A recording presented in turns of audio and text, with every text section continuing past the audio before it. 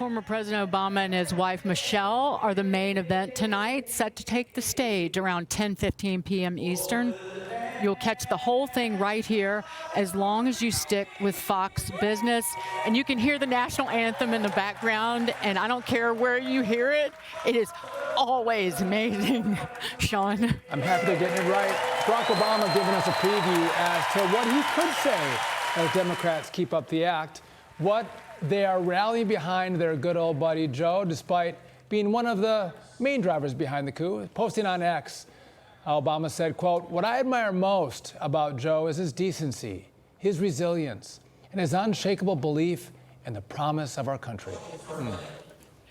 Joining me live from the DNC, Outkick columnist and Fox News contributor, one of my favorite people walking on planet Earth, Mary Katharine Ham, along with the fabulous Washington Examiner's Restoring America editor, Kaylee McGhee White.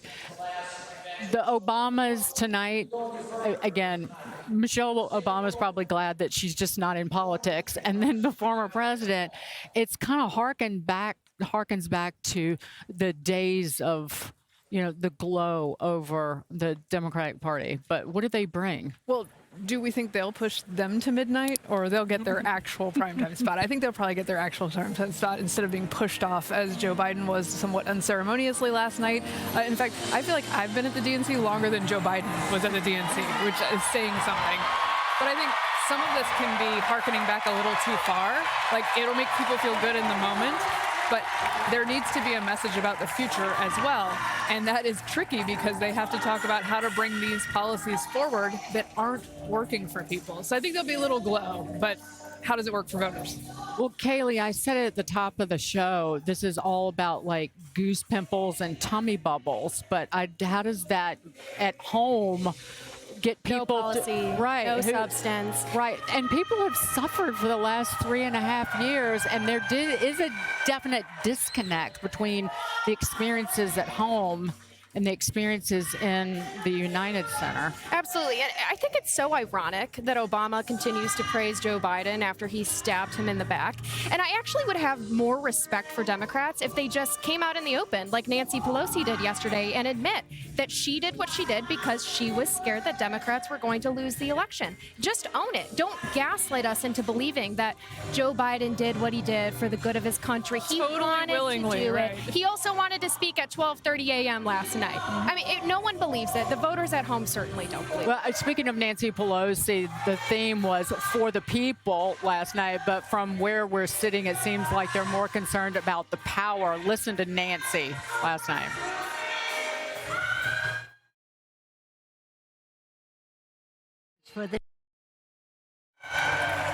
Sometimes you just have to take a punch for the children.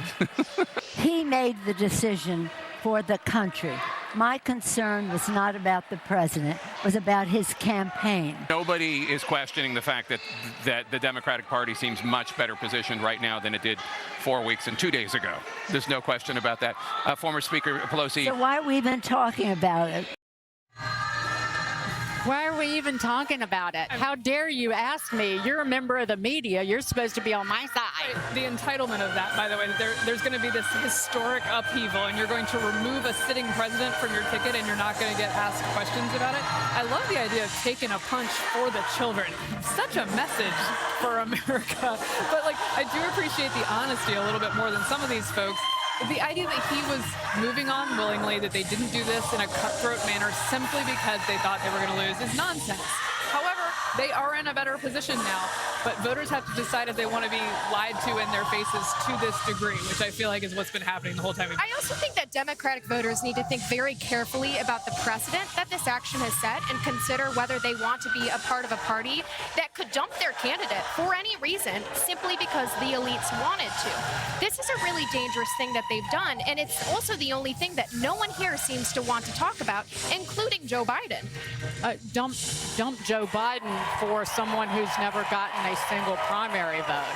I do think that there was an element of that there was a fear of the angry adult old man might just go and have like a regurgitation moment.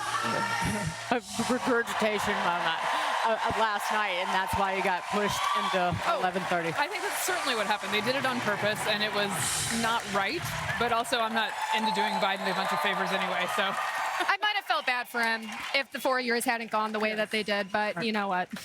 Let me move on to Congressman Jamie Raskin inappropriately using his DNC platform to warn J.D. Vance just over 5 weeks after the assassination attempt on President Donald Trump. Watch this.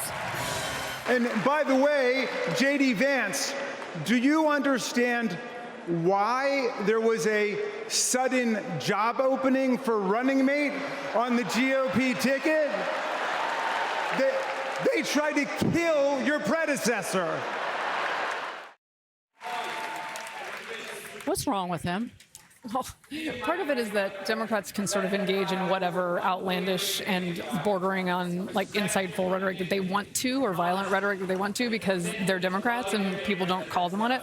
Part of it is like he's doing January 6th because that's the only thing he ever talks about. The problem for Democrats is that that doesn't land with voters. I think the only smart thing the Kamala Harris campaign has done is switch the message from democracy is in danger to just nothing. But democracy is in danger because of Donald Trump wasn't working. January 6th every day wasn't working, and he's trying to make it work in the room. It might work here, but it doesn't work with undecided voters. Well, here in the room, they're holding up signs saying fight.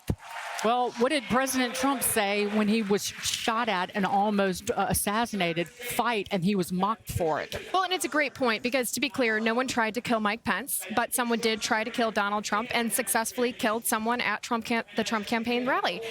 And that seems to be a fact that everyone has seemingly moved on from, but it's a tragedy, and it should deserve more focus even weeks later.